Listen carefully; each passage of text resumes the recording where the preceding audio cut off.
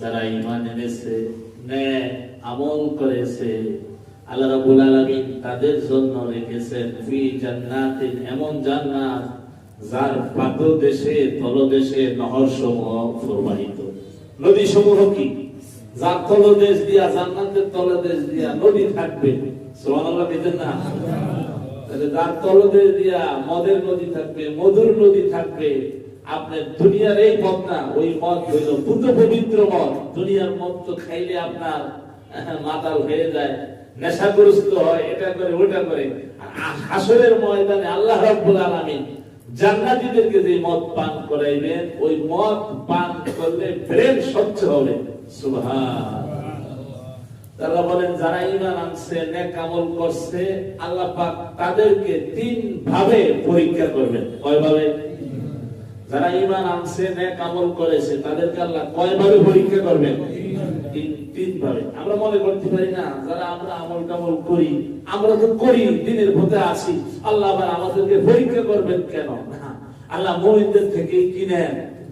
পরীক্ষা নেন। মুমিনদেরকে আল্লাহ সুবহানাহু ওয়া তাআলা তিন ভাবে পরীক্ষা করবেন। এক নম্বর হলো আল্লাহ সুবহানাহু ওয়া তাআলা বিধিবিধান পালনের মাধ্যমে আল্লাহ পরীক্ষা করবেন। আল্লাহ তাআলা দুনিয়াতে আপনাকে আমাকে পাঠিয়েছেন কেন? আল্লাহ সেটা কোরআনে কারীমে বলে দিয়েছেন। আল্লাহ বলেন, ওমা খালাকতুল জিন্না ওয়াল ইনসা ইল্লা লিয়াবুদুন। আমি মানব এবং দানবকে কেবলমাত্র শুধুমাত্র সৃষ্টি করেছি আমার ইবাদতের জন্য। সুবহানাল্লাহ। তাহলে আমাদেরকে আল্লাহ বানাইছেন কেন? ইবাদতের জন্য। এই জন্য প্রথম আল্লাহ পাকের বিধিবিধান পালনের মাধ্যমে আল্লাহ পরীক্ষা করবেন, আসলে আমার বান্দারা আমার বিধিবিধান পালন করে কিনা। আল্লাহ এক নম্বর পরীক্ষা করবেন, আল্লাহর হুকুম কাম আল্লাহর বান্দারা মানে কিনা। দুই নম্বরে আল্লাহ রাব্বুল আলামিন কাকে পরীক্ষা করবেন? ঈমানদারকে। ঈমানদারদেরকে পরীক্ষা করবেন রোগ ব্যাধি অসুখ বিসুখ দিয়া। কি দিয়া?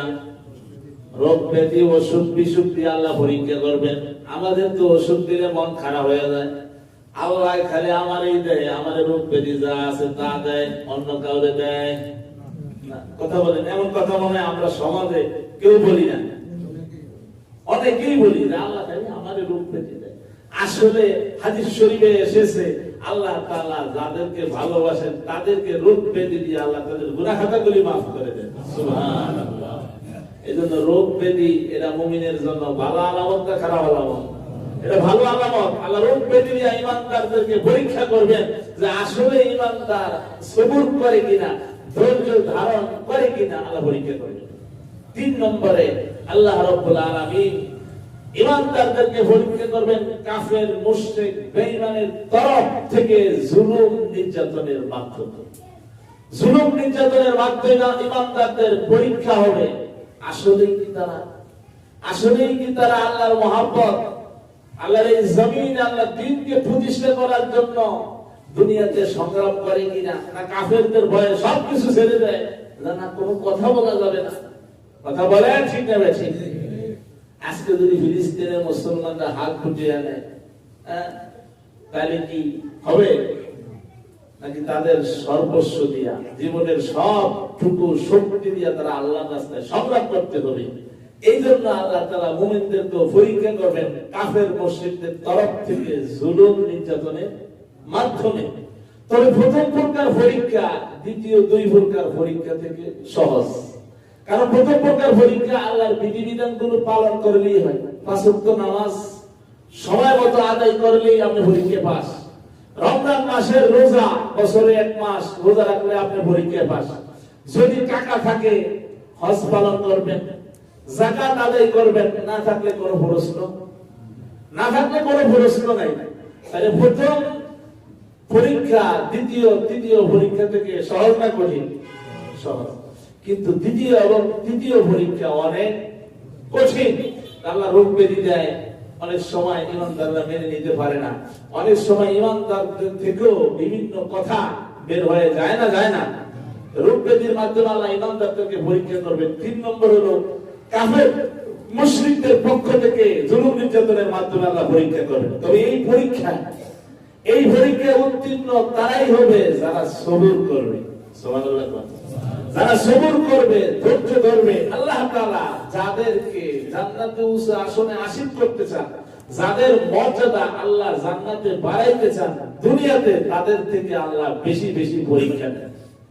দুনিয়াতে আল্লাহ তাদেরকে বেশি বেশি কি করেন? আল্লাহ পরীক্ষা করেন। আল্লাহ রাব্বুল আলামিন কোরআনে কারীমে বলেন, ইন্নামা ইউওয়াফাস সাবিরুনা আজরাহুম বিগাইরি হিসাব। যারা সবুর করবে, বিপদ আপদে ধৈর্য ধারণ করবে, আল্লাহ রাব্বুল আলামিন তাদেরকে বিগাইরি হিসাব লিখে দিয়ে দিবেন। সুবহানাল্লাহ। তাহলে বিপদ আপদ দিলে সবুর করতে হবে না চেঁচামেচি করতে হবে? না বলতে হবে আল্লাহ কেন রূপে দিল, মন খারাপ করতে হবে না, আল্লাহ সন্তুষ্টি প্রকাশ করতে হবে? আল্লাহ সন্তুষ্টি প্রকাশ করতে হবে। এই জন্য আল্লাহ বলেন যারা সবুর করবে। আর সবুরকারীদেরকে কে ভালোবাসেন? আল্লাহ সুবহানাহু ওয়া তাআলা সবুরকারীদেরকে ভালোবাসেন। আল্লাহ কোরআনে বলেন, ইন্নাল্লাহা মা'আস সাবিরিন। আল্লাহ সবুরকারীদের সাথে আছেন। তাহলে সবুরকারীদের সাথে কে আছেন? আল্লাহ আছেন। আল্লাহ রাব্বুল আলামিন অন্য আয়াতে বলেন, আল্লাহু ইউহিব্বুস সাবিরিন। সবুরকারীদেরকে কে ভালোবাসেন? আল্লাহ সুবহানাহু ওয়া তাআলা সবুরকারীদেরকে আল্লাহ ভালোবাসেন। এজন্যই তো আল্লাহ মুমিনদের থেকে পরীক্ষা নেবেন। আল্লাহ তো বলেই দিয়েছেন, ইন্নাল্লাহা আশতারা মিনাল মুমিনিনা আনফুসাহুম ওয়া আমওয়ালাহুম বিআন্না লাহুমুল জান্নাহ। যে আল্লাহ তাআলা মুমিনের জানের বিনিময়, আল্লাহ মুমিনের জানকে জান্নাতের বিনিময়ে ক্রয় করে নিয়েছেন। সুবহানাল্লাহ। মুমিন এই দুনিয়াতে এই জীবনকে আল্লাহর রাস্তায় উৎসর্গ করে দিবে, আল্লাহ এর বিনিময়ে মুমিনকে জান্নাত দান করবে। সুবহানাল্লাহ। তাহলে আমাদেরকে পরীক্ষা করলে, পরীক্ষায় যদি আমরা ধৈর্য ধারণ করতে পারি, আল্লাহ কি দিবেন? আল্লাহ জান্নাত দিবেন। আল্লাহ বলেন, হাসিবান নাসু আইয়ুতরাকু আইয়াকুলু আমান্না ওয়া হুম লা ইফতানুন।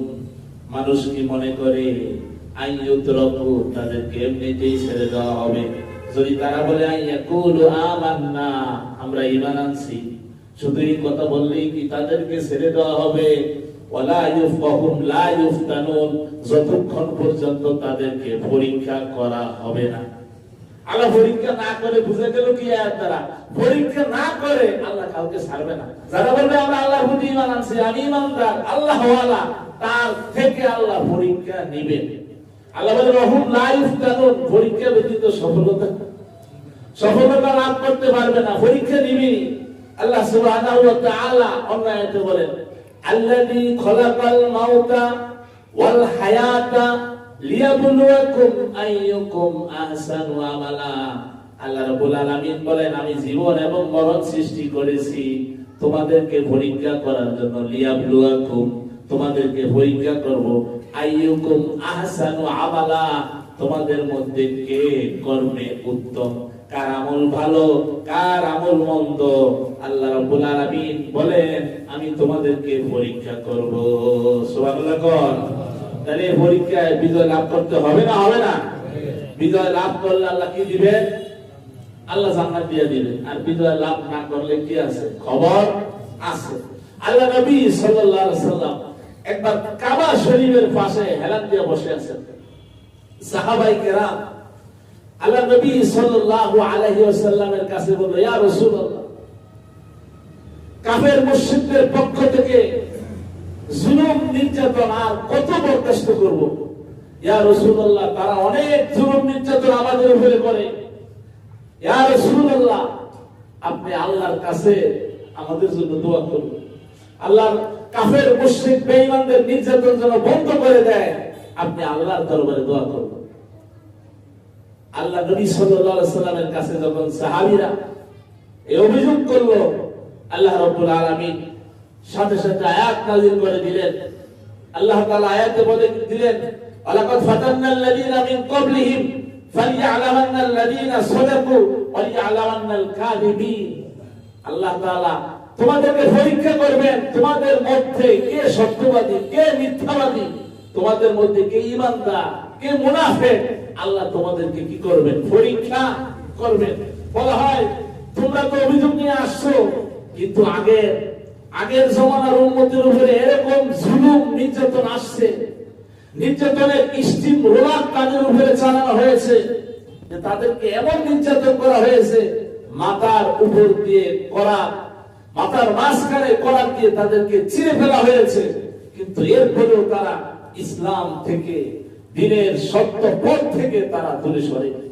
শুধু তাই নয়, বিশ্বনবী মুহাম্মদ রাসূলুল্লাহ সাল্লাল্লাহু আলাইহি ওয়াসাল্লাম বলেন তাদেরকে এমন ভাবে জুলুম নির্যাতন করা হয়েছে যে লোহার চিরুনি দিয়া তাদেরকে এমন ভাবে আশ্রানো হয়েছে যে তাদের দেহ থেকে বস্তুগুলো এমন ভাবে খসে পড়েছে যে ভিতরের হাড্ডি পর্যন্ত দেখা গিয়েছে।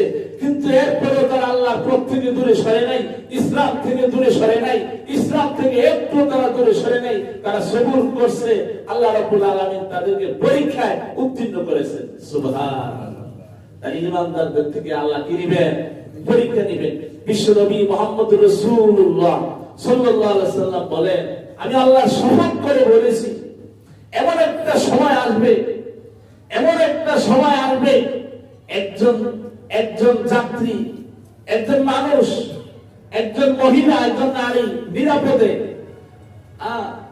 সাফা পাহাড় থেকে হাজরা মাউত পর্যন্ত নিরাপদে যাবে, তার কোনো ভয় থাকবে না, তার কোনো ভয় থাকবে না। এরকম একটা সময় আসবে, এই সময় পর্যন্ত যদি তোমরা সবুর করতে পারো তাহলে আল্লাহ অবশ্যই বিজয় দান করবেন। ওয়ালাকিন্নাকুম তাস্তাজিলুন, তোমরা তাড়াহুড়া করো না, তাড়াহুড়া করিও না, সবুর করো, ধৈর্য ধরো, মাইর খাও, জেলে যাও, আল্লাহ বিজয় দান করবেন।